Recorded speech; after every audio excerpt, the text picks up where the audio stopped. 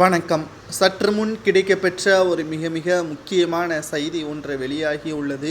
பொதுக்குழு வழக்கின் இறுதி தீர்ப்பு இன்று நடைபெறக்கூடிய நிலையில் பன்னீர்செல்வத்திற்கு சாதகமாக இந்த தீர்ப்பு அமையும் என்று எதிர்பார்க்கப்படுகிறது. கடந்த 10 முறை பன்னீர்செல்வம் அவர்கள் எடப்பாடி பழனிசாமி அவர்களுக்கு எதிராக நீதிமன்றத்தில் வழக்கு பதிவு செய்தார். ஆனால் அனைத்து வழக்குகளிலும் பன்னீர்செல்வம் அவர்கள் தோற்கடிக்கப்பட்டார்.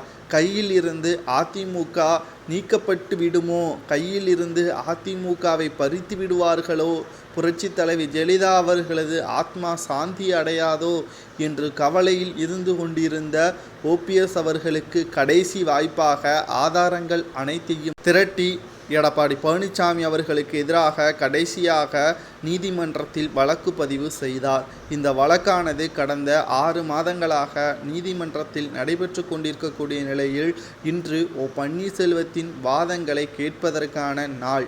இன்று கேட்பதற்கான அனைத்து விவாதங்களும் ஏற்படுத்தப்பட்டுள்ள நிலையில் பன்னீர்செல்வத்தின் வழக்கறிஞர்கள் எடப்பாடி பழனிசாமி செய்த துரோகம், அதிமுகவின் கொள்கைகள் என்ன, எப்படி எடப்பாடி பழனிசாமி அவர்கள் பொதுச்செயலாளராக பொறுப்பேற்றார், பொதுக்குழுவை எப்படி கூட்டினார், எடப்பாடி பழனிசாமி அவர்கள் பன்னீர்செல்வத்தை கட்சியிலிருந்து நீக்கியதற்கான காரணம் என்ன, அதன் குறிக்கோள் என்ன என்பதை ஒன்று விடாமல் ஆதாரத்துடன் சேகரித்திருக்கிறார்கள்.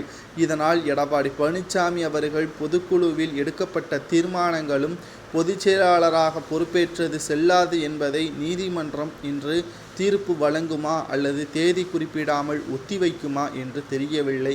ஆனால் பன்னீர்செல்வத்திற்கு சாதகமாகத்தான் தீர்ப்பு வரும் என்ற தகவல் மற்றும் கிடைக்கப்பெற்றிருக்கிறது.